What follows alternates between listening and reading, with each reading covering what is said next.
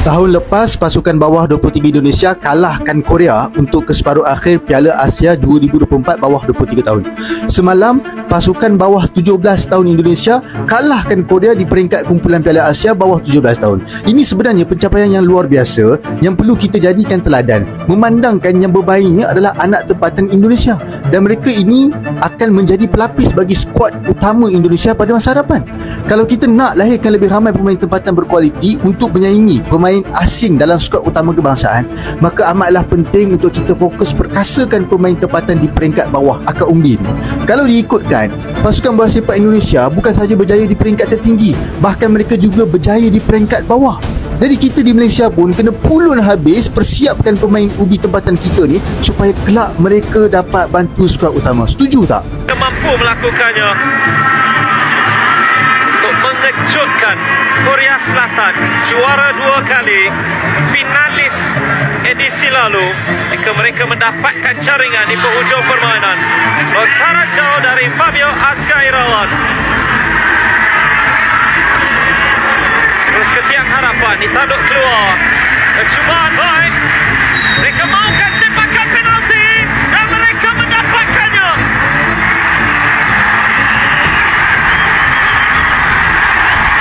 Peluang untuk satu sejarah.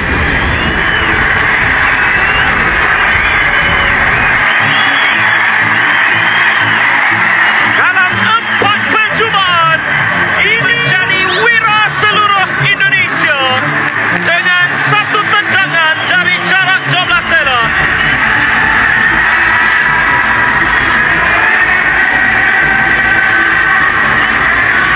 Kelahiran Malang dari Bayangkara.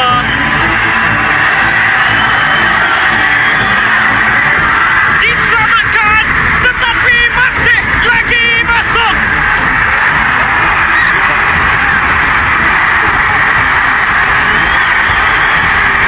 Indonesia diambang kejutan terbesar. Evandra Floresta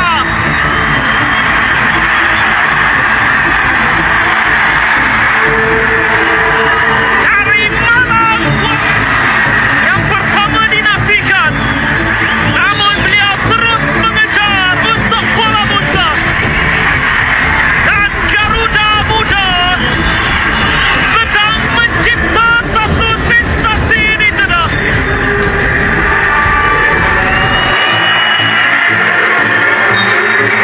Bertahan segalanya demi lencana di dada dan mendapatkan hasil.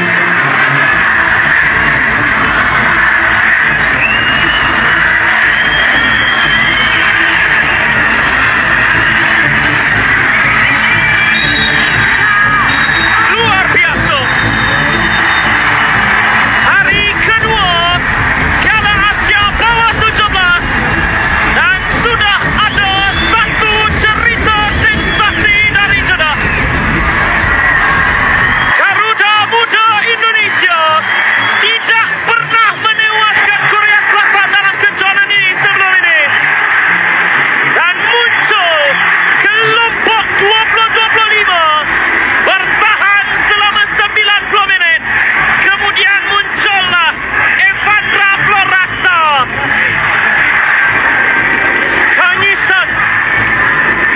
Tangisan kegembiraan setelah satu keputusan yang sudah pastinya menggegarkan seluruh Indonesia serta Asia dan berkemungkinannya dunia bola sepak secara umumnya. Perjuangan luar biasa di masa sebenar. Kemudian pada tambahan masa adalah waktunya ketika Garuda benar-benar membaham sang Tegok Warriors. Taman aksi di Jeddah.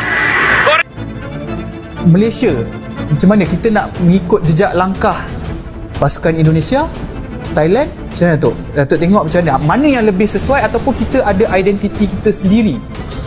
Bagi saya, kita kena ikut cara kita saja kan. Yang kita nak ikut Indonesia, kita nak ikut Thailand.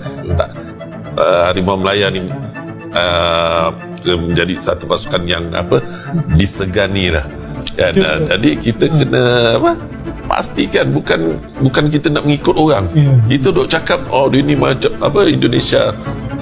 Indonesia boleh menang dengan boleh seri dengan Arab, Saudi 10 berapa tahun dah Malaysia dah seri dah menang pun dan itu kita ada ni kita ada acuan kita sendiri sebenarnya kalau kita nak ikut.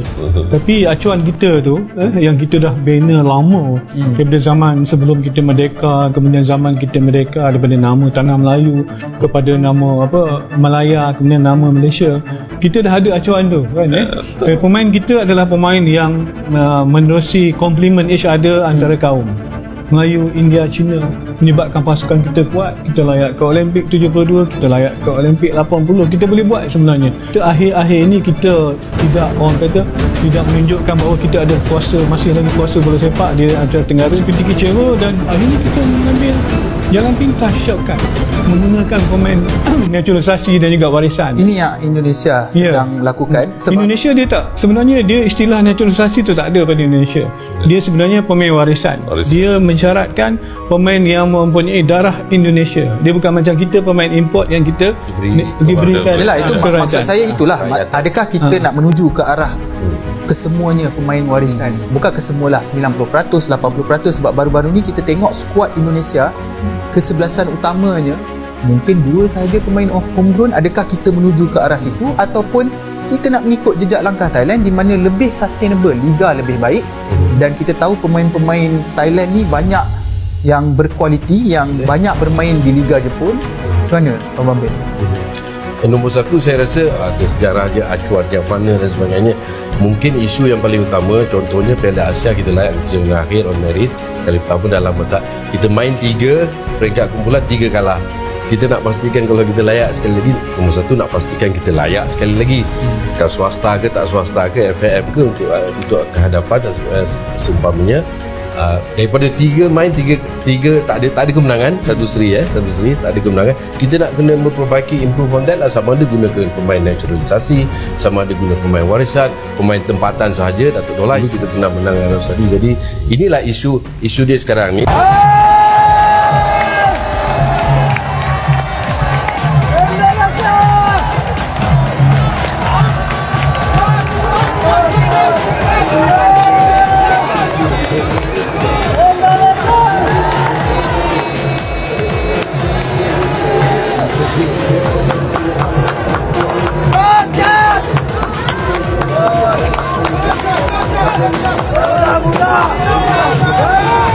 Waktunya terbang, Garuda Muda.